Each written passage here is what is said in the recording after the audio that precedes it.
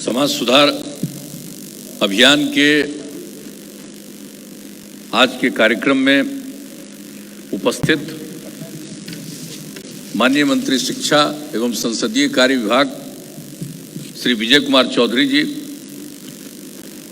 माननीय मंत्री ग्रामीण विकास विभाग सह प्रभारी मंत्री समस्तीपुर श्री श्रवण कुमार जी, माननीय मंत्री पंचायती राज विभाग सह प्रभारी मंत्री दरभंगा, माननीय मंत्री खाद्य एवं उपभोक्ता संरक्षण विभाग सह प्रभारी मंत्री मधुबनी श्रीमती लेसी सिंह जी, जल संसाधन तथा सूचना एवं जनसंपर्क विभाग के माननीय मंत्री श्री संजय कुमार झा जी, समाज कल्याण विभाग के माननीय मंत्री श्री मदन सहनी जी, मद्य निषेध उत्पाद एवं निबंधन विभाग के माननीय मंत्री श्री सुनील कुमार जी, परिवहन विभाग की माननीय मंत्री श्रीमती शीला कुमारी जी, लोक स्वास्थ्य अभियंत्रण विभाग के माननीय मंत्री श्री रामप्रीत पासवान जी, श्रम संसाधन विभाग तथा सूचना प्रौद्योगिकी विभाग के माननीय मंत्री श्री जीवेश कुमार जी, बिहार विधानसभा के माननीय उपाध्यक्ष श्री महेश्वर हजारी जी, राज्यसभा के माननीय सांसद श्री रामनाथ ठाकुर जी, झंझारपुर से माननीय सांसद श्री रामप्रीत मंडल जी, मोहद्दीनगर के माननीय विधायक श्री राजेश कुमार सिंह जी, रोसड़ा के माननीय विधायक श्री वीरेंद्र कुमार जी, बाबूबरही की माननीय विधायक श्रीमती मीना कुमारी जी, कुशेश्वर स्थान के माननीय विधायक श्री अमन भूषण हजारी जी, माननीय विधायक बेनीपुर श्री अजय चौधरी जी, माननीय पूर्व सांसद श्रीमती असुमेघ देवी जी, माननीय पूर्व विधायक श्री विद्यासागर निषाद जी, माननीय पूर्व विधायक श्री राजकुमार राय जी, माननीय पूर्व विधायक श्रीमती मंजू कुमारी जी,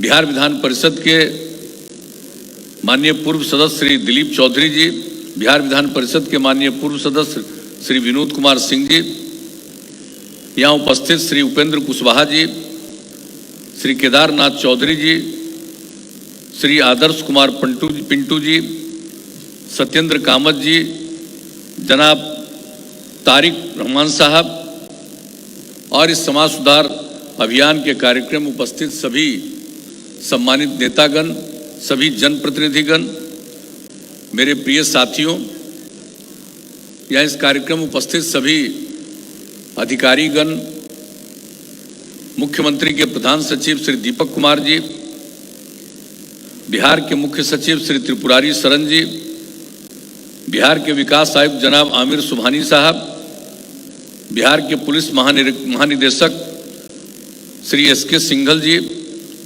गृह विभाग के अपर मुख्य सचिव श्री चैतन्य प्रसाद जी, मद्य निषेध उत्पाद एवं निबंधन विभाग के अपर मुख्य सचिव श्री के पाठक जी, सामान्य प्रशासन विभाग के प्रधान सचिव श्री चंचल कुमार जी, ग्रामीण विकास विभाग एवं पंचायती राज विभाग के प्रधान सचिव श्री अरविंद कुमार चौधरी जी, लोक स्वास्थ्य अभियंत्रण विभाग के सचिव और समस्तीपुर के प्रभारी सचिव श्री जितेंद्र कुमार श्रीवास्तव जी, सूचना एवं जनसंपर्क विभाग के सचिव श्री अनुपम कुमार जी, मुख्यमंत्री के ओएसडी श्री गोपाल सिंह जी, मुख्य कार्यपालक पदाधिकारी जीविका सह मधुबनी जिले के प्रभारी सचिव श्री बाला मुरुगन डी जी,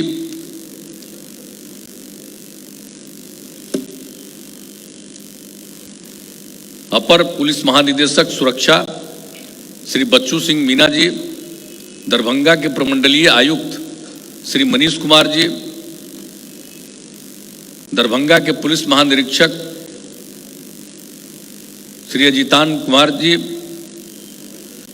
दरभंगा के जिलाधिकारी श्री त्यागराजन जी, समस्तीपुर के जिलाधिकारी श्री शशांक शुभंकर जी, मधुबनी के जिलाधिकारी श्री अमित कुमार जी, दरभंगा के वरीय पुलिस अधीक्षक श्री बाबूराम जी, समस्तीपुर के पुलिस अधीक्षक श्री मानवजीत सिंह ढिल्लो जी, मधुबनी के पुलिस अधीक्षक श्री सत्यप्रकाश जी, और इस कार्यक्रम में अपना अनुभव साझा करने वाली जीविका की दीदियां श्रीमती रीता देवी जी, मोहतरमा शहनाज खातून जी, श्रीमती रेणु देवी जी, श्रीमती सुमित्रा देवी जी,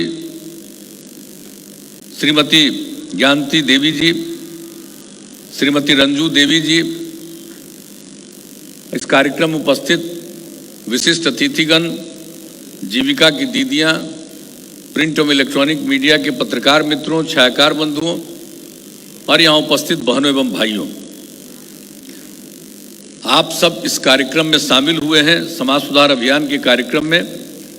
इसके लिए मैं आप सब लोगों को हृदय से धन्यवाद देता हूं और इस कार्यक्रम में शामिल होने के लिए इस कार्यक्रम में मैं आपका अभिनंदन करता हूं। आज सब लोगों ने बहुत सारी बातें कही हैं। जीविका की दीदियों ने, 6 लोगों ने अपने अनुभव को साझा किया, कहां से उनकी शुरुआत हुई, एक एक चीज की उन्होंने जानकारी दी। इसके लिए मैं उनको विशेष तौर पर धन्यवाद देता हूं, क्योंकि इस तरह की बात करने से सब लोगों का मनोबल ऊंचा होगा कि किस बुरे हाल से निकलकर कोई कितना आगे बढ़ा है और आज कितना अच्छा काम कर रहा है। तो मैं तो जब भी निकलता हूं तो मेरा तो यही है, जब शराबबंदी लागू हुआ था 2016 में, उसके बाद भी हम यात्रा पर निकले तो इसी तरह से 9 जगहों पर जीविका की दीदियों ने अपनी बात कही थी। तो आज भी जो हमने समाज सुधार अभियान का निर्णय लिया तो हमने यही कहा कि भाई हर जगह हम जाएंगे। तो पिछली बार तो 9 जगह गए थे, इस बार 12 जगह का किया है और आज तो 5वां स्थान पर हम आए हैं। और सब लोगों की बात जरूर सामने आनी चाहिए और यहां के बाद तो हम अधिकारियों के साथ बैठ करके समीक्षा भी करेंगे, कौन सा काम किस गति से चल रहा है। और उसमें सारे जो एमएलए, एमएलसी, एमपी सब लोगों को समय रहता है कि वो भी अगर अपनी कोई बात रखना चाहते हैं तो वो रखें। तो अब इसके बाद हम उस कार्यक्रम में रहेंगे, लेकिन वो तो एक है। लेकिन जो सबसे बड़ी चीज है कि लोगों में एक जो अभियान की शुरुआत हम लोग समाज सुधार के लिए किया है उसको घर घर तक पहुंचाना, और इसीलिए इसका नाम हम लोगों ने दिया समाज सुधार अभियान।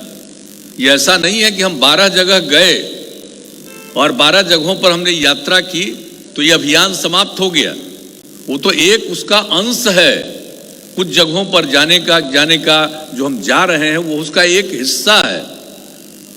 इसलिए इसकी तो शुरुआत हम लोगों ने करवाई है और ये उम्मीद हम करते हैं कि पूरे तौर पर इस कार्यक्रम को ठीक ढंग से लागू किया जाएगा। अब आप सोच लीजिए, आज जो हम लोग इस बात के लिए कर रहे हैं, चाहे शराबबंदी हो उसके पक्ष में या फिर बाल विवाह और दहेज प्रथा के खिलाफ, तो इन सब चीजों को लेकर के जो अभियान चलाया जा रहा है वो बहुत आवश्यक है। लेकिन जो यहां पर दीदियां बैठी हुई हैं तो इन सब लोगों को तो मालूम है ना, पिछली बार तो जब हम आए थे तो वो तो दरभंगा में हुआ था, इस बार समस्तीपुर में। तो आप समझ लीजिए अब तो आप लोगों को तो मालूम ही है कि क्या हुआ था। जब हम लोगों ने तो शुरू से हमारी इच्छा थी शराबबंदी लागू हो, लेकिन लगता था कभी कभी कि पूरा प्रभावित ढंग से लागू कर पाएंगे कि नहीं लागू कर पाएंगे, क्योंकि अब इसी धरती पर कर रहे हैं, जननायक कर्पूरी ठाकुर जी की धरती पर। जब उनको मुख्यमंत्री के रूप में वो फिर काम कर रहे थे 77 में, तो उन्होंने शराबबंदी लागू किया और पूरे तौर पर इसको लागू करने का पूरा काम किया उन्होंने। लेकिन उसके बाद वो 2-2.5 साल के बाद मुख्यमंत्री नहीं रहे। अब उनके नहीं रहने के बाद तो क्या हो गया था? शराबबंदी को जो लोग आए बाद में उन्होंने खत्म कर दिया। अब आप समझ लीजिए। तो उसके बाद मन में एक लगता रहता था कि भाई कहीं ठीक ढंग से लागू होगा कि नहीं लागू होगा। लेकिन हम इसके लिए शुरू से, आप जानते हैं कि 2011 से ही हम लोगों ने ये सब काम शुरू किया, 26 नवंबर से ही, कि नहीं इसके बारे में बातचीत होनी चाहिए, अभियान होना चाहिए, सब लोगों को इस बात को लेकर के एक जागरूकता आए और लोग इसके पक्ष में इस बात को चलाएं। कई जगहों पर लोगों ने ये काम करना शुरू किया। ये सब तो चल रहा था, लेकिन सरकार के तौर पर, पूरे तौर पर पाबंदी नहीं लग पाई थी। और हमारी पूरी इच्छा होती थी भीतर से कि इसको लागू करें, लेकिन अंदर मन में लगता था कि इसको पूरे तौर पर लागू कर पाएंगे कि नहीं कर पाएंगे। और तब उसी दौरान जब 15 की बात, आपको बता दें कि 9 जुलाई 2015 को पटना में श्री कृष्ण मेमोरियल हॉल में महिला विकास निगम एवं DFID, वो तो इंग्लैंड का DFID था, उसका डिपार्टमेंट है, वो यहाँ के लिए कुछ काम कर रहा था। तो उन लोगों ने एक आयोजन किया था, एक बैठक का आयोजन किया था, उसमें मुझको भी बुलाया था। तो जब हम उसमें गए थे, वो ग्राम वार्ता का कार्यक्रम था। अब जब वहाँ पर गए तो अभी तो यहाँ पर बैठी हुई हैं लेसी सिंह जी, यहाँ पर बैठे हुए श्रवण कुमार जी, ये सब तो उस बैठक में शामिल थे। तो जब हम बोल करके सारी बात महिलाओं के लिए बैठ गए, तो वहीं पर श्री कृष्ण मेमोरियल हॉल पटना में जो महिलाएं बैठी हुई थी, जीविका समूह की दीदियां थी, वो खड़ा होकर के मांग करने लगी। तो हम तो जाकर के बैठने जा रहे थे, तो हमको लगा कि कुछ बोल रही है शराबबंदी के लिए। तो हमने इन दोनों से पूछा, जो आज यहाँ मौजूद हैं, इन दोनों से पूछा कि क्या बोल रही है। तो इन लोगों ने भी कहा कि कह रही है शराबबंदी लागू। तो जब हम बैठने जा रहे थे अपनी जगह पर, बोल करके लौट करके आ करके उस दिन हमने कह दिया कि आप लोगों ने ये बात रखी है, अब अगली बार फिर हमको काम करने का मौका मिला तो निश्चित रूप से शराबबंदी लागू कर देंगे। और वो तो आप जान रहे हैं, ये तो 9 जुलाई की बात थी और उसके 3 महीना 4 महीना के बाद चुनाव होना था 2015 में। तो जब चुनाव हो गया और जब चुनाव संपन्न हो गया, तो उस चुनाव के बाद हम लोगों ने फिर वो 26 तारीख को जो हमने करना शुरू किया था, मद्य निषेध दिवस के रूप में उसको मनवाते थे, तो वो कार्यक्रम फिर था 26 नवंबर को 2015 में। चुनाव के बाद जब हम लोगों ने शपथ ग्रहण कर लिया, तो उसके बाद था। तो आज हम आपको एक और बात बता देना चाहते हैं कि जब हम लोगों को यह मौका मिल गया, तब हम लोगों ने उस दिन जो बैठक रखा उस दिन, और उस दिन बैठक में ही ये बात की चर्चा हुई कि शराबबंदी हम लोग लागू करेंगे।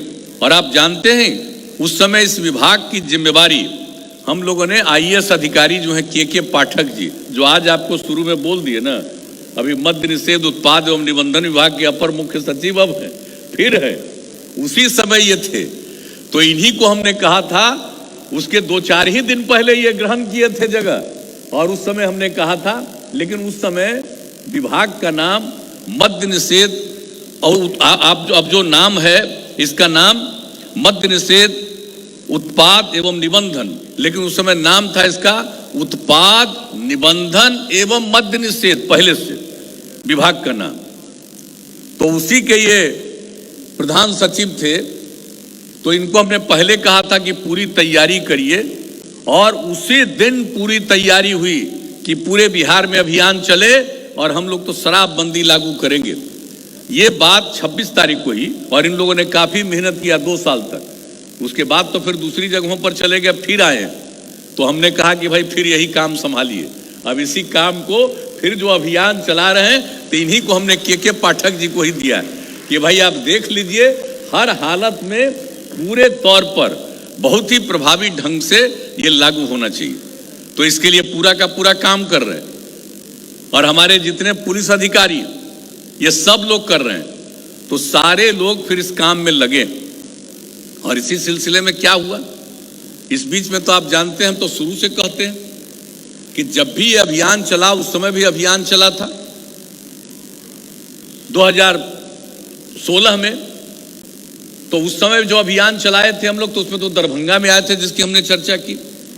तो ये सब काम हम लोग करते रहे, और किस तरह से आज जो कितना बढ़िया ढंग से बोल रही थी, और उस समय तो सब जगह जो हम 9 जगह गए तो इसी तरह से हमने महिलाओं की बात सुनी, कितना उत्साहित थी।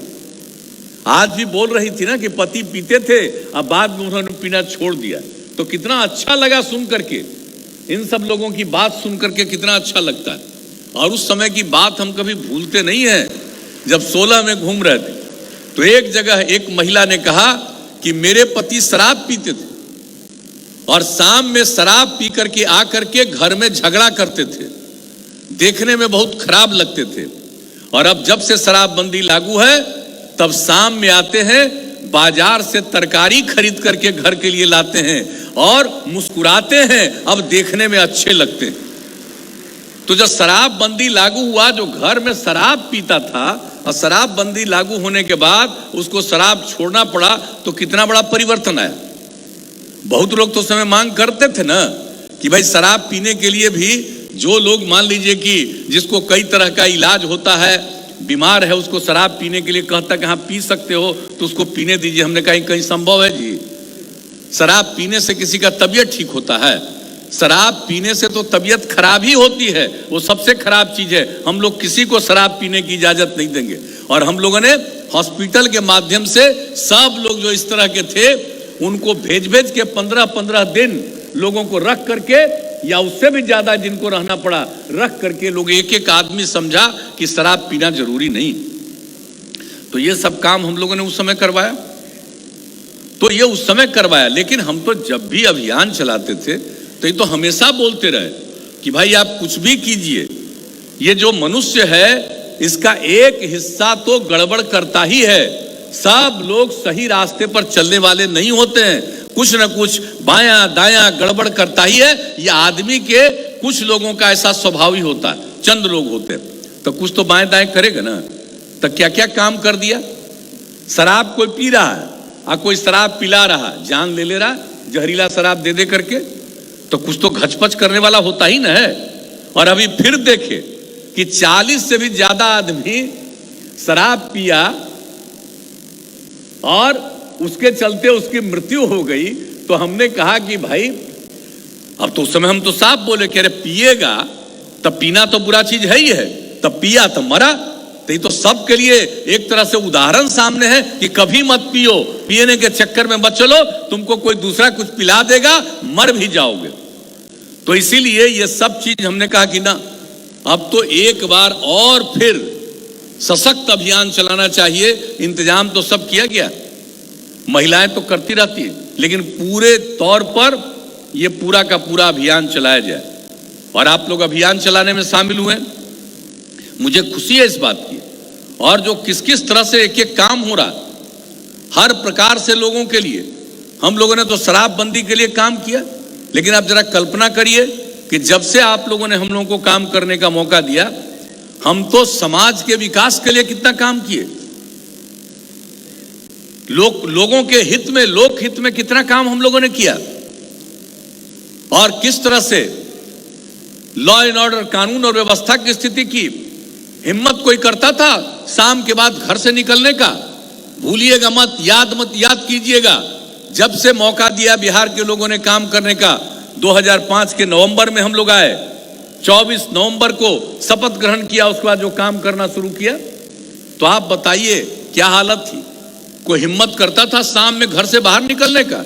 अब आज तो बताइए कि जिसको जब निकलना है, शाम की बात तो छोड़ दीजिए, देर रात तक भी किसी को कहीं जाना है, कोई घबराहट में नहीं, सब कुछ करता है।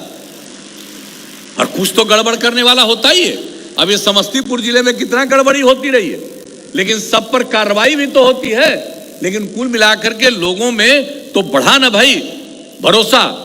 और अब तो कोई हिम्मत ये नहीं होता है कि भाई हम बाहर नहीं जाएंगे, हम निकलेंगे नहीं। अब वैसी स्थिति तो नहीं है, तो वहां से भी शुरुआत किया।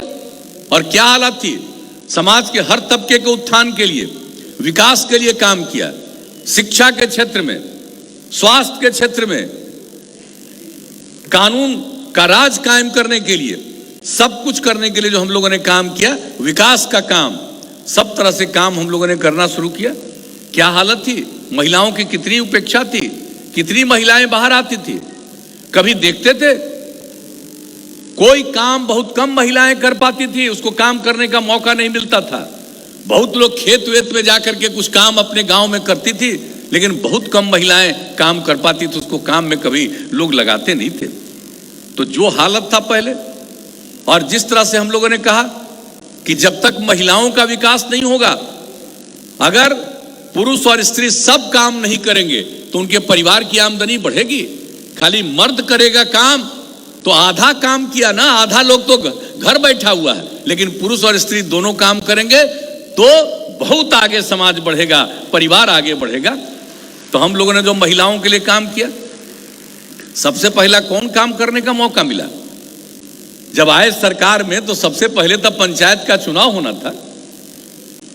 हम लोगों ने कानून बनाया और पूरे तौर पर, और उसी कानून में हम लोगों ने जो दिया, अनुसूचित जाति जनजाति को तो आरक्षण देना ही था, अति पिछड़े वर्ग को आरक्षण, और महिलाओं के लिए भी आरक्षण का प्रावधान है। लेकिन उसमें हम लोगों ने कहा कि भाई हम बिहार में महिलाओं को 50% का आरक्षण देंगे। बिहार पहला राज्य जिसने पंचायत चुनाव में 50% का आरक्षण दिया। उसके बाद नगर निकायों के चुनाव में भी अगले साल हम लोगों ने किया। ये बिहार पहला राज्य। और जब बिहार में इतने बड़े पैमाने पर हुआ तो फिर दूसरे कई राज्यों ने बाद में इसको अपनाया है। हम तो प्रचार वगैरह नहीं करते हैं, हम लोगों ने तो 2006 में किया, और जब यहां किया तो इसके बाद अन्य जगहों पर भी कुछ लोगों ने किया।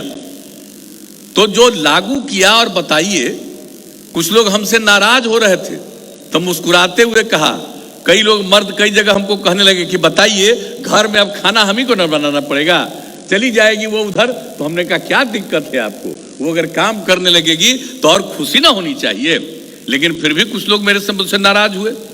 लेकिन जब महिलाओं को मिला तो कितनी बड़ी संख्या में आ गए, जनप्रतिनिधि हो गई, और किस तरह से हम लोगों ने आगे काम करवाना शुरू किया, और किस तरह से महिलाओं में जागृति आई। लड़कियां पढ़ती कम थी, 5वें क्लास के बाद गरीबी के कारण कोई परिवार अपनी बेटियों को, ज्यादातर गरीब परिवार भेज नहीं पाते थे आगे पढ़ने के लिए। तो जब हम लोगों ने इसके लिए शुरू कर दिया, पोशाक योजना की शुरुआत कराई 2007 से, और उसके बाद लगा कि लड़कियों को तो और पढ़ाना है। तो जब 9वें क्लास में पढ़ने वाली लड़की, उसके लिए साइकिल योजना की शुरुआत कराई, और जब साइकिल योजना की शुरुआत कराई लड़कियों को कितनी खुशी हुई। कई जगह पर तो बहुत लोग बोल रहा था, कहा कि लड़की को साइकिल दे रहे, जो लड़की को साइकिल दीजिएगा, साइकिल चला के लगेगी तो बाहर तो तंग करेगा।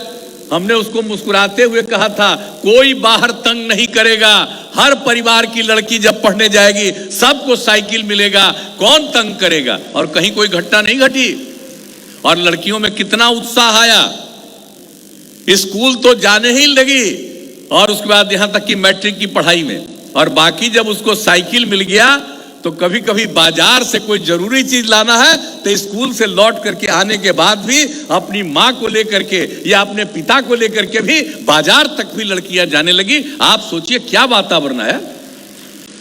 और जब उसके बाद लड़कों ने हमसे मांग करना शुरू किया तो 3 साल के बाद तो हमने लड़कों को भी दे दिया साइकिल योजना। और साइकिल योजना जब इतनी हुई, अब लड़कियां कितना पढ़ने लगी।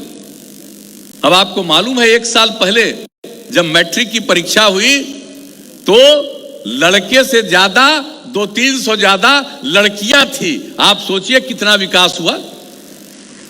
और अब तो हम इंटर तक पढ़ाने के लिए लगे हुए हैं।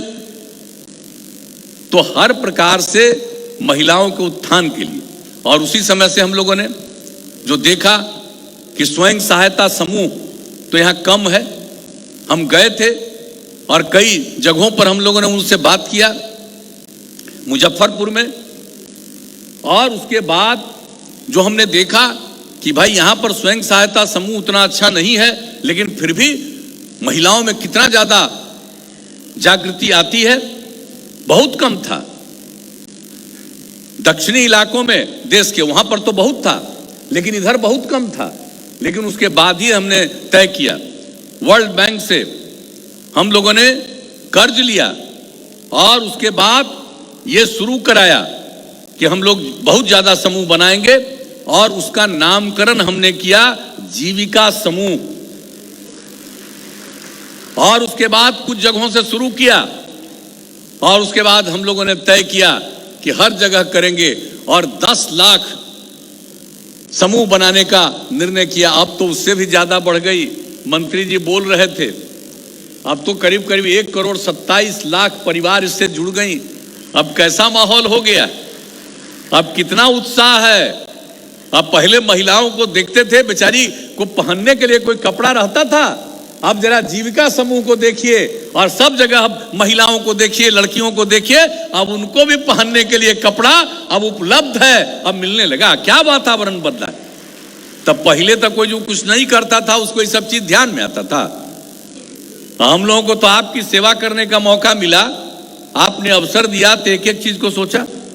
अब आप समझ लीजिए, जब जीविका समूह का इतना अच्छा, उनकी ट्रेनिंग सब कुछ इतना अच्छा हुआ कि उस समय की जो केंद्रीय सरकार थी वो लोग भी आए और आ करके देख गए, तो कहा कि भाई यहां तो अच्छा काम आपका चल रहा है। तो उसके बाद उन्होंने पूरे देश में इसको करने का निर्णय लिया और उसका नाम दे दिया आजीविका समूह। आप जरा सोच लीजिए, हम लोगों का जीविका और उसी को उन्होंने कहा आजीविका, माने जीविका आ जाए, हर जगह आ जाए, इसलिए उसका नाम दे दिया देश भर में आजीविका। अब आप सोच लीजिए, तो जो काम यहां पर हम लोगों ने शुरू किया, अब उसका कितना ज्यादा विस्तार होता। भाई हम लोग प्रचार विचार नहीं करते हैं, प्रणाम करते हैं हम सब, हमारे जो है पत्रकार बंधु लोग हैं, तो हम तो कभी प्रचार विचार में विश्वास नहीं करते हैं ज्यादा, लेकिन काम में विश्वास, और काम करते हैं उसका कितना असर पड़ता है।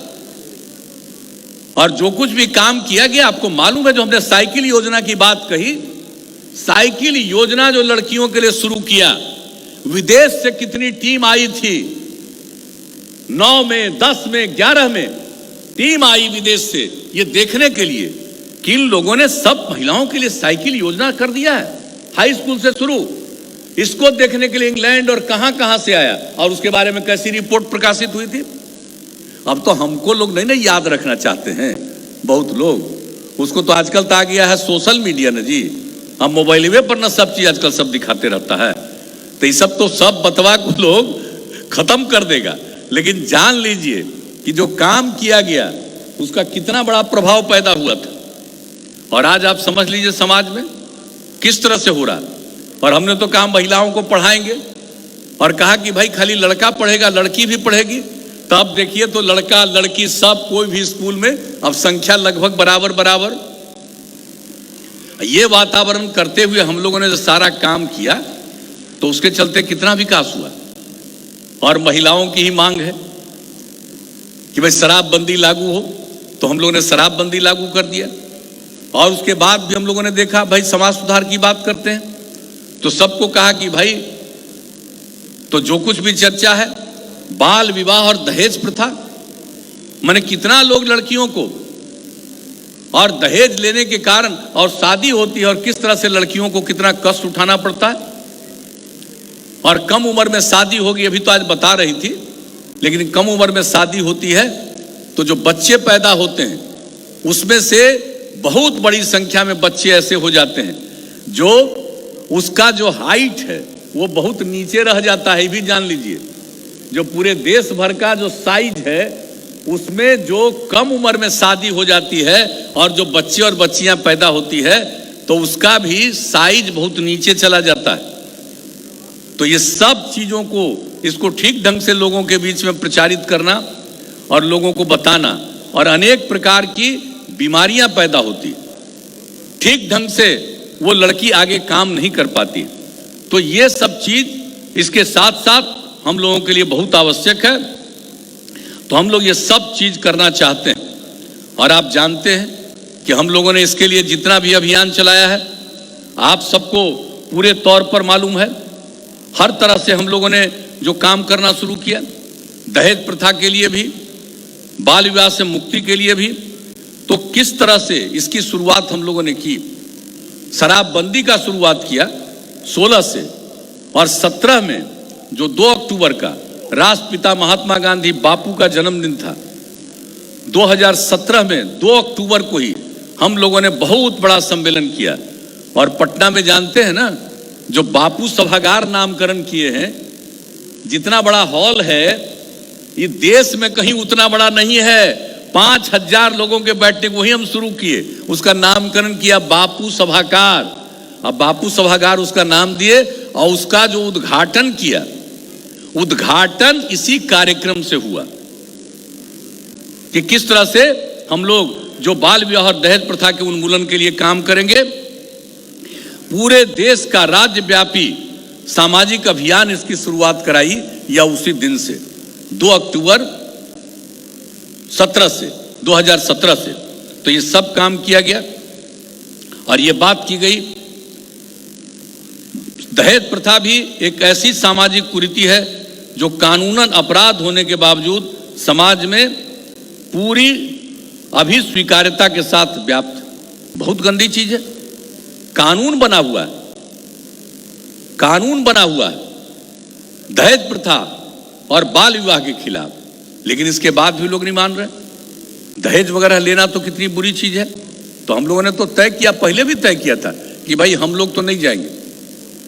अगर कोई शादी करेगा तो लिखेगा कि हम दहेज नहीं लिए, और लिख करके वही जो अपना निमंत्रण का कार्ड देता है तो उसी में जाएगा, तभी जाएंगे। इस बार तो खैर कोरोना के बाद जो शुरू हुआ तो हम लोग कई जगहों पर चले गए, कहा कि भाई कोरोना वाला दौर है इस बार, लेकिन अब फिर कह दिया कि अब आगे फिर अगर कोई शादी करेगा तो लिखेगा कि हम इसमें दहेज नहीं लिए हैं, तभी जाएंगे। और आप लोगों से भी अपील करेंगे कि अगर ये तय कर लीजिएगा कि अगर दहेज नहीं लेगा तभी हम उसके शादी में जाएंगे, तब इसका बहुत असर पड़ेगा। पिछली ही बार असर पड़ गया था। ये जो जीविका की हमारी दीदियां हैं, इन लोगों ने कई जगह कर दिया कि अगर दहेज लोगे तो हम लोग नहीं जाएंगे। कोई आदमी का गांव में आप जानते हैं ये स्थिति आ गई कि अब कोई आएगा ही नहीं, कोई शादी में ही नहीं रहेगा, तो इसका बहुत असर पड़ा था। और बाल विवाह के बारे में तो बात हो ही रही कि उससे बचाव करना है लोगों को, कम उम्र में शादी नहीं होनी चाहिए। तो इन सब चीजों के लिए भी ये पूरे तौर पर पूरा का पूरा अभियान चलाया जा रहा है। तो हम लोग तो यही चाहते हैं कि जो भी, और बाल विवाह दहेज प्रथा के पर भी तो हम लोगों ने मानव श्रृंखला बनवाई थी, तो वो हुआ था 21 जनवरी 2018 में। उसमें भी 13,000 किलोमीटर की अटूट मानव श्रृंखला बनाई गई थी। तो आप सोचिए, उस बार भी हम लोगों ने काम किया। शराबबंदी के लिए अभियान चलाया, तो वो तो 21 जनवरी 2017 में, तो उसके लिए तो देश भर में 4 करोड़ के करीब लोग शामिल हुए थे, इसमें भी शामिल हुए लोग। अब हम यही चाहते हैं कि जब इतना शुरू में किया गया तो अभी हम लोगों को एक एक चीज को सामने देख करके हर प्रकार से काम करना है। और जो बहनें बैठी हुई हैं, अब आप समझ लीजिए कि हमने तो कुछ ही चर्चा आपसे की, लेकिन आप एक तरह से जान लीजिए कि तो जितना हमने महिलाओं के लिए किया वो तो मालूम हुआ, लेकिन शिक्षकों के नियोजन में भी हमने 50% का महिलाओं के लिए दिया। ये भी काम शुरू करवाया हम लोगों ने। और फिर आप समझ लीजिए कि पुलिस में महिलाओं के लिए, यानी पूरे राज्य सरकार की हर सेवाओं में 35% का आरक्षण है महिलाओं के लिए। और पुलिस में कुल मिला के लगभग है 37% का आरक्षण। पहले पूरे में 3% था, लेकिन अब ये जो हो गया 35% महिलाओं का, 37% आरक्षण। और आपको मालूम है कि अब बिहार में पुलिस में 25 करोड़ से ज्यादा महिलाएं, 25,000 से ज्यादा महिलाएं, 25,102 महिलाएं हैं। इतना ज्यादा पुलिस में महिलाएं इस राज्य के किसी प्रांत में नहीं है। आप सोच लीजिए, बिहार एक गरीब राज्य है और यहां पर जो हम लोग काम करते हैं, तो गरीबी से मुक्ति दिलाने के लिए अगर महिलाएं आगे बढ़ेंगी और पुरुष और स्त्री मिलकर के काम करेंगे, तभी हम गरीबी से आगे निकल पाएंगे, विकास के रास्ते पर जाएंगे। इसलिए ये सब अभियान चलता है। तो आप लोगों से उम्मीद क्या लेकर के आए? यही उम्मीद लेकर के आए हैं कि भाई हम लोग तो रात दिन काम सबके लिए कर ही रहे हैं, लेकिन अब आपका दायित्व कि पूरे तौर पर शराबबंदी लागू किया आप ही लोगों की मांग पर, तो एकदम इसके बारे में हमेशा और सब कुछ बता दिया गया है कि अब कहीं पर कुछ है गड़बड़ तो आप खबर कर दीजिए, कार्रवाई होगी, ये सब तो होगा ही। लेकिन इसके साथ साथ हम कहेंगे सब हमारे जीविका समूह की जो दीदियां हैं, हम तो यही कहेंगे कि भाई तैयार रहिएगा, कहीं अगर कोई गड़बड़ करे तो उसके खिलाफ में अभियान चलाइएगा, जुलूस निकालिएगा, सब तरह का काम करिए ताकि कोई गड़बड़ नहीं कर पाए। और बाल विवाह और दहेज प्रथा के बारे में भी घर घर में इस बात को करते रहिए। कोई अगर जैसे आपने आज चर्चा की बताया, तो इसी तरह से पूरे बिहार में अगर ये करते रहिएगा कि भाई ये बच्चियों को इस तरह से कम उम्र में शादी मत करो, तो आप अगर बच्चे बच्ची हो या बच्चा हो, किसी को भी शादी मत करिए कम उम्र में। और दूसरी बात है, अगर दहेज लेकर के कोई शादी कर रहा है, और दहेज प्रथा की शिकार महिलाएं कितनी होती, कितनी लोगों की हत्या हुई है और कितनी लोग उसकी शिकार हुई है, लड़कियां, उसको आत्महत्या करनी पड़ी। तो उससे बचाना है ना जी, इससे तो मुक्ति दिलाना है। और उसके बच्चे और बच्चियां जो पैदा होती है उसमें भी बहुत बड़ी संख्या में उसको कई तरह की बीमारियां होती है। तो इसलिए इसके लिए हम लोगों को पूरे तौर पर, और जहां तक शराब का सवाल है, यह भी कितनी बुरी चीज है। और शराब के बारे में तो जितना ज्यादा बीमारी होता है, और आप जानते हैं कि हम लोगों ने जो इस बार का अभियान चलाया है, तो ये समाज सुधार अभियान में ये कागज हर जगह बंटवा रहे हैं। अब ये कागज सब गौर से पढ़िएगा। हम लोग तो अपना काम किए हैं, लेकिन भाई देश की आजादी किन्होंने की? बापू के नेतृत्व में देश की आजादी हुई। राष्ट्रपिता हैं महात्मा गांधी, और वो जब आजादी की लड़ाई लड़ रहे थे तो उस समय भी लोगों को कितना कहते थे शराब कितनी बुरी चीज है। बोलते थे बापू, शराब आदमियों से न सिर्फ उसका पैसा छीन लेता है बल्कि उसकी बुद्धि भी हर लेती है। बोलिए, आजादी की लड़ाई लड़ रहे थे और उस समय से लोगों को बता रहे हैं, लेकिन फिर बहुत लोग नहीं माना है। दारू ज्यादा पीने लगा है, बढ़ने लगा है। लेकिन बापू ने तो शुरू में कहा कि भाई शराब सिर्फ आपके पैसे को नहीं बर्बाद करेगा, पैसे को नहीं छीन लेगा, बल्कि आपकी बुद्धि को भी हर लेता है। आप समझ लीजिए शराब कितनी बुरी चीज है। और शराब पीने वाला इंसान भला आदमी है, शराब पिएगा तो हैवान हो जाता है।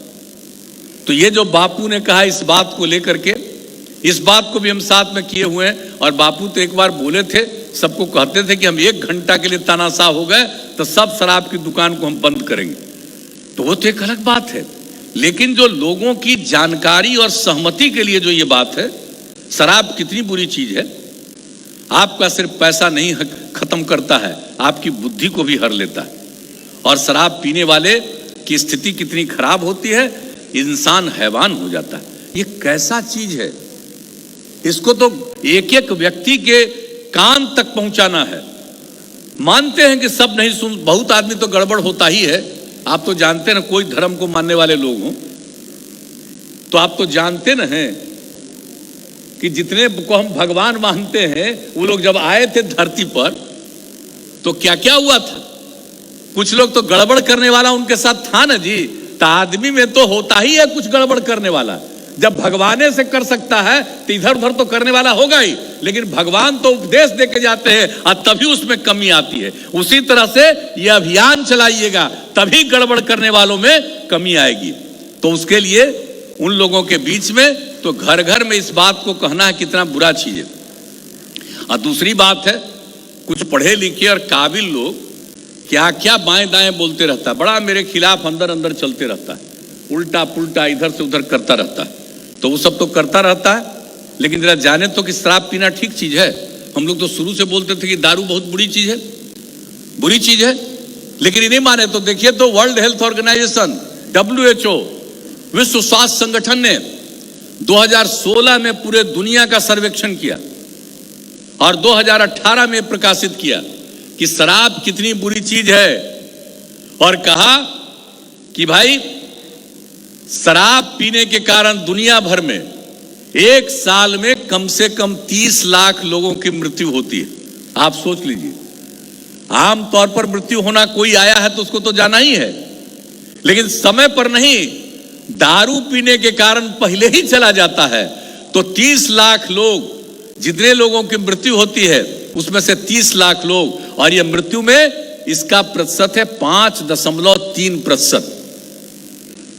वो मौत होती है, शराब पीने के कारण मौत होती है। तो ये उसने रिपोर्ट दिया है।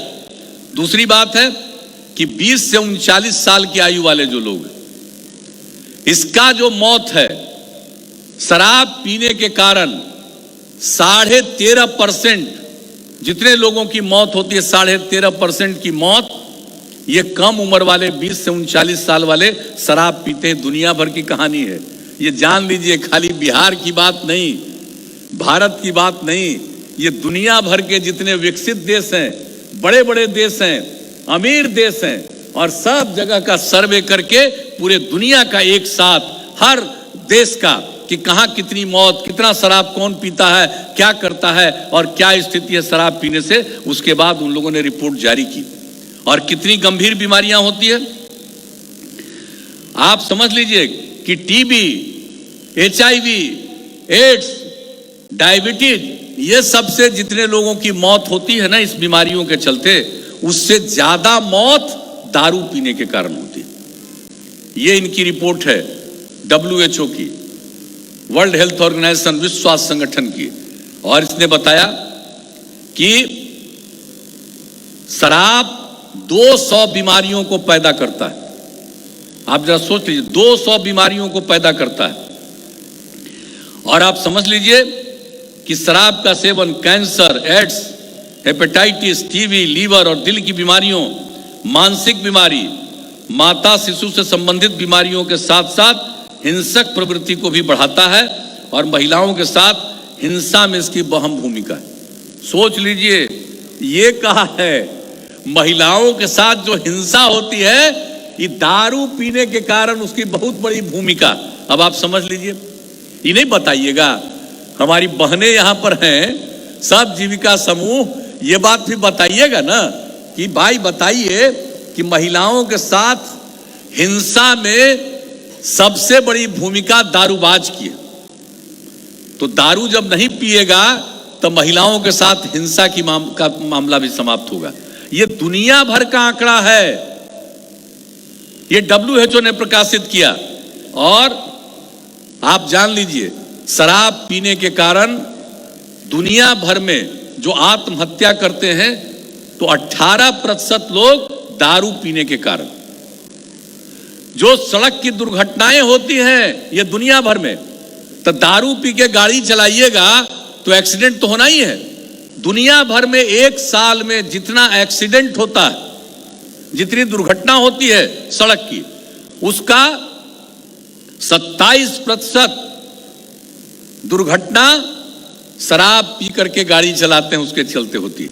ये दुनिया भर का फिगर, अपना जान लीजिए। और मालूम है बिहार में ये जो सड़क दुर्घटना होती थी उसकी बिहार में कमी आ गई सड़क दुर्घटना में अन्य जगहों के अलावे, इसलिए कि अब दारू बहुत हद तक नियंत्रित हुआ, और दारू पी करके अब उस तरह से गाड़ी लोग नहीं चलाते हैं, तो इसलिए दुर्घटनाएं भी घट गई। तो इसने सड़क दुर्घटना के बारे में दिया, और जितने भी हैं, और मिर्गी के 13% मामले शराब के सेवन के कारण ही होते हैं। उसी प्रकार से अनेक प्रकार की बीमारियां सब लिखा हुआ है। लीवर सिरोसिस के कुल मामलों का 48%, माउथ कैंसर का कुल मामले का 26%, पैंक्रियाज की गंभीर बीमारी 26%, टीबी का 20%, ये सब दारू पीने के कारण होता है। तो इसका भी हम जो अभियान चला रहे हैं, तो साथ साथ इस बात को पूरे तौर पर घर घर पहुंचाना है। सब बच्चे बच्चियों को, एक एक व्यक्ति को ये चीज हमेशा दिखाते रहना है, और चाहिए तो ये सब घर पहुंचेगा, इसको इसी तरह से अपने घर में लटका दीजिए, ताकि कोई भी होगा घुसेगा तो देखेगा। तो इस तरह से सब किसी के लिए ये काम करते रहिए। और बाल विवाह उन्मूलन और दहेज प्रथा उन्मूलन अभियान का भी इसमें पूरा का पूरा दिया गया है। हमने इन लोगों को कह दिया कि इसको एक अलग से, जैसे ये है इसी तरह से एक अलग से पूरे तौर पर इसके बारे में पूरी बात दीजिए। तो हम आप लोगों को इन्हीं सब बातों के लिए आपके बीच में हम आए हैं। और अभी जो अभियान चल रहा है और इसके लिए जो कार्रवाई हो रही है, तो आप समझ लीजिए कि 16 नवंबर से जो हमने मीटिंग की थी और उसके बाद आप जानते हैं बहुत देर तक हमने बैठक की थी, पूरा समीक्षा किया था। और उसके बाद जो तब से अभी चल रहा है एक्शन और इन लोगों ने बढ़ाया है, पुलिस ने और मद्य निषेध उत्पाद विभाग ने, तो अब आप समझ लीजिए कि कुल मिलाकर के यानी 16 नवंबर के बाद से जब शुरू हुआ 27 दिसंबर तक कुल छापेमारी हुई है 15,300। शराबबंदी से संबंधित 11,370 मामले दर्ज किए गए। 13,000 से अधिक अभियुक्तों की गिरफ्तारी हुई है। 1,89,000 लीटर देसी शराब और 3,24,000 लीटर विदेशी शराब जब्त किया गया। शराब से जुड़े मामलों में 1,788 गाड़ियां जब्त की गई है।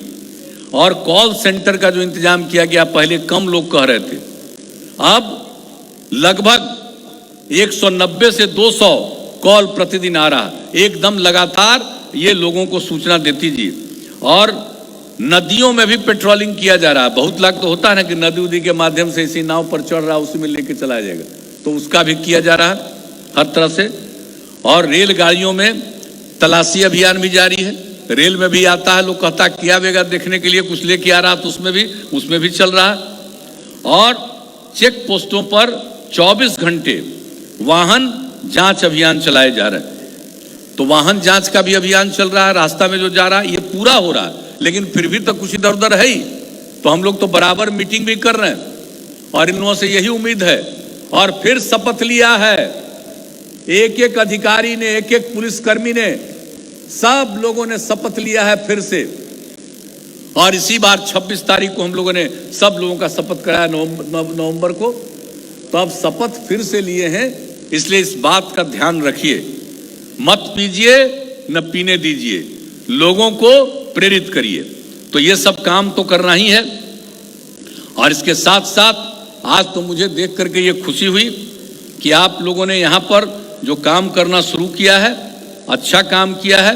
तो जो यहाँ पर आप लोग खास करके जो देखा कि नीरा का जो उत्पादन है, उस पर भी हमको बैठा करके भी दिखाया, 8 चीज़ों को दिखाया। हमने देखा नीरा पर, मुझे बड़ी खुशी हुई। अब नीरा के लिए भी तो हम लोग शुरू किए हैं ना भाई, कि ताड़ी न हो। जो ताड़ का पेड़ है उससे अगर सुबह के बाद निकालिएगा तो निकलेगा ताड़ी, और सुबह होने के पहले, सूर्योदय के पहले निकालिएगा तो निकलेगा नीरा। और नीरा कितना पवित्र चीज है। तो उसके लिए तो पूरा 1 साल चला बढ़िया से। बाद में कुछ केरला में घटना घट गई तो कुछ बात में व्यवधानित हो गया, लेकिन यहां पर तो आप काम कर रहे हैं। लेकिन बाकी के लिए तो करते ही हैं, लेकिन साथ साथ निश्चित रूप से ताड़ के पेड़ पर, और लोगों को कई जगह पर लोगों को बता देता है कई तरह की बात। तो हम लोग तो यही कहेंगे कि भाई ताड़ के पेड़ पर जो काम करते हैं, ताड़ी मत निकालिए।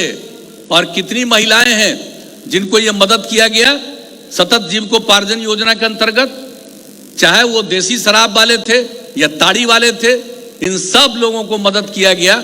और पूरे राज्य आज यहाँ पर भी बता रही थी कितना मदद किया गया, कितना फायदा हुआ। उसी तरह से जो ताड़ी निकालते हैं, ताड़ी नहीं निकालिए और नीरा का काम करेंगे। तो हमने तो मन बना लिया और इसके बारे में हम बैठक करके ये निर्णय लेने वाले हैं कि साहब सतत जीविकोपार्जन योजना के अंतर्गत इसका हम और विस्तार करेंगे। जो भी आदमी जो ताड़ के पेड़ पर काम करता है, वो ताड़ी की जगह पर नीरा की शुरुआत कर देगा। तो उन सब लोगों को, परिवार को सतत जीविकोपार्जन योजना के आधार पर उसको हम मदद करेंगे। 1 लाख रुपए तक की मदद करेंगे कि वो दूसरा व्यापार करेगा। और जो व्यापार करना शुरू करेगा वो, तो उसको कितना लाभ मिलेगा। और किस तरह से हम लोग मदद करते हैं, जो काम शुरू करेगा तो उसको 7 महीना तक 1,000 रुपया भी दिया जाता है, ताकि कभी उसको किसी तरह की दिक्कत नहीं आए। तो सतत जीविकोपार्जन योजना के अंतर्गत हमारे अधिकारीगण भी बैठे हुए हैं। कल ही मीटिंग में हमने ये बात कहा कि अगर ताड़ी को छोड़ करके जो लोग भी नीरा का उत्पादन करेंगे, जरा सुन रहे हैं मेरी बात कि नहीं, आपसे में बात कर रहे हैं, आपस में बात कर रहे हैं कि मेरा बतवा सुन रहे हैं। हम कह रहे हैं आपको कि अब एकदम बिल्कुल बना लीजिए, ताड़ी का जो उत्पादन ताड़ के पेड़ पर करता है उसको छोड़ करके नीरा का उत्पादन करेगा, तो सब उस परिवार को सतत जीविकोपार्जन योजना के अंतर्गत जो आप 1 लाख रुपए तक की मदद देने का है, वो मदद देने का निर्णय कर लीजिए। और इस बात का ऐलान पूरे तौर पर आज मैं कर दे रहा हूं कि अगर ताड़ी को छोड़ करके नीरा की तरफ जाइएगा, आपकी आमदनी बढ़ेगी। आप समझ लीजिए, इसके चक्कर में मत रहिए। कुछ लोग तो लोगों को बता देते हैं कि अरे भाई ये ताड़ी वाला काम करता है, इसको भी पकड़ लिया जा रहा है, तो ये किया जा रहा है। अरे भाई, ताड़ी छोड़ करके नीरा का काम करो, हम लोग तो पूरा का पूरा मदद करेंगे। और किसी भी तरह से गलत काम मत करिए। ताड़ी भी खराब चीज है, और अगर नीरा है तो बहुत अच्छा चीज है। तो आज तो यहां पर बैठे हुए हैं ना हमारे डीएम जो है दरभंगा वाले, आप जरा पूछ लीजिए। और डीएम दरभंगा को तो चाहिए ना सबको बताना भाई।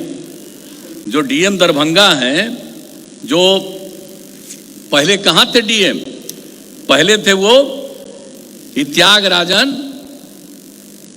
नालंदा में। और जब ये अभियान चला 17-18 में, तो किस तरह से इन लोगों ने कितना अच्छा बनाया, हम तो कभी जानते नहीं थे। ताड़ी से तो मेरा कोई मतलब नहीं, नीरा भी कभी नहीं हम ग्रहण किए थे।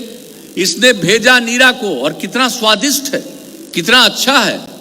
और किस तरह से पटना में लोग जो सुबह टहलते थे वो नीरा का ग्रहण करते थे, कितना स्वास्थ्य के लिए वो फायदेमंद है। तो ये सब जब करिएगा, नीरा लीजिएगा भी। और हमको तो देखने का मौका मिला था नालंदा जिले में कई जगह पर जाकर के, कि सवेरे सवेरे से जो करना शुरू किया, एकदम उसकी पूरी की पूरी नीरा की बिक्री हो जाती थी, और उसको इतना फायदा था। वो है ना जी डीएम साहब, कहां है, खड़ा हो, आमने सामने आओ। है?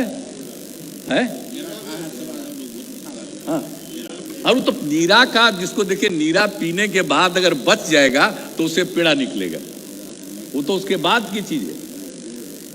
गुड़ निकलेगा, पेड़ा निकलेगा, लेकिन उसके पहले ही वो इतना बढ़िया है। जो बच जाएगा वो तो 15 दिन तक खराब नहीं होता है, और जो बच जाएगा उसी से पेड़ा बना लीजिएगा। तो ये सब चीज है। तो इस सब को प्रेरित करिए। यही इतना अच्छा नालंदा में उस समय डीएम थे कराए, और उसके चलते इतने लोग जो भी काम शुरू किया, तो उसमें लोगों को कितना लाभ हुआ।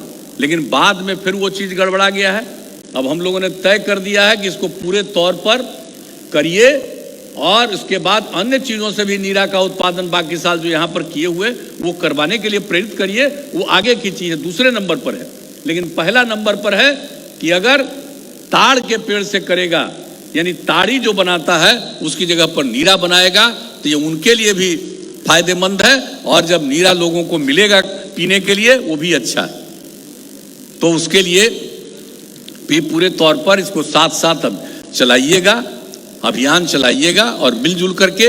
और हम सब लोगों से यही कहेंगे कि भाई, जो आज बात हो रही है आपके बीच में हम आए हैं, तो निश्चित रूप से, और आप तो अभी सीमित ना आए हैं, अभी तो ऐसा तो है नहीं, अभी भी कोरोना का दौर है, इसलिए सीमित लोगों को ही बुलाया जाता है। अगर नॉर्मल पीरियड रहता तो आज तो संख्या बहुत होती, लेकिन लाया इसलिए जाता है, सीमित लोगों को ही इजाजत दी जाती है।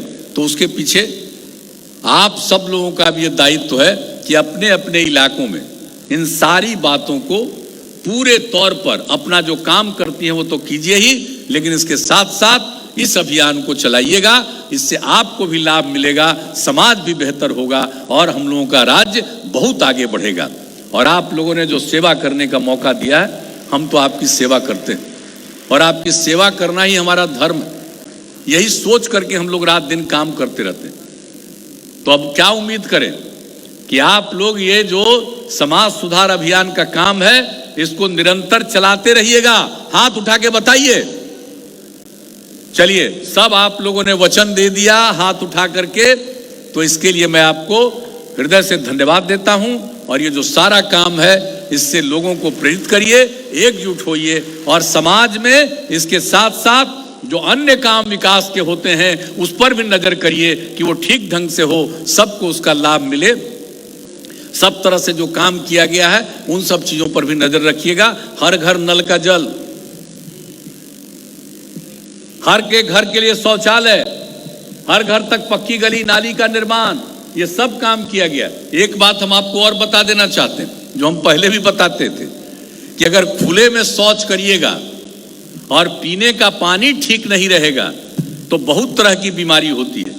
और अगर खुले में शौच नहीं करिएगा, शौचालय बन गया, बहुत लोगों की आदत है अभी भी खुले में चले जाते हैं शौच करने, जरा उनको भी कहिए कि भाई घर के बाहर शौच करने मत जाइए। आप घर के अंदर अपने शौचालय में ही पखाना में जाइए, बाहर मत जाइए। क्योंकि बाहर अगर जाइएगा, खुले में शौच करिएगा और पीने के लिए जो पानी अब उपलब्ध लगभग पूरा करा दिया है हर घर नल का जल, तो वही पानी का सेवन करिए, इधर उधर का पानी का सेवन नहीं करिए।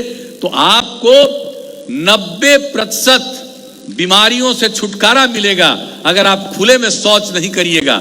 और जो हर घर नल का जल दिया गया है यही पानी पीजिएगा तो आपको निश्चित रूप से बहुत लाभ होगा। तो इसको भी जरा अभियान में चलाते रहिएगा। कहीं ऐसा नहीं हो कि भाई घर में शौचालय है और तब वो बाहर चले जा रहे हैं। तो सबको जरा सा ये सब समझाइएगा, तो इन सब चीजों का अभियान चलाइएगा। तो इन्हीं शब्दों के साथ आप सब लोगों ने जो अपनी बात रखी, मुझे बड़ी खुशी है। इसी तरह से इस अभियान को चलाइए कि घर घर तक एक एक बात पहुंच जाए और समाज में आपस में प्रेम का और भाईचारे का माहौल रहे। हम लोग सब मिलकर के काम करें और राज्य को आगे बढ़ाएं और देश की सेवा में भी अपना योगदान करें। इन्हीं शब्दों के साथ आप सबको बहुत बहुत धन्यवाद। मैं अपनी बात समाप्त करता हूं।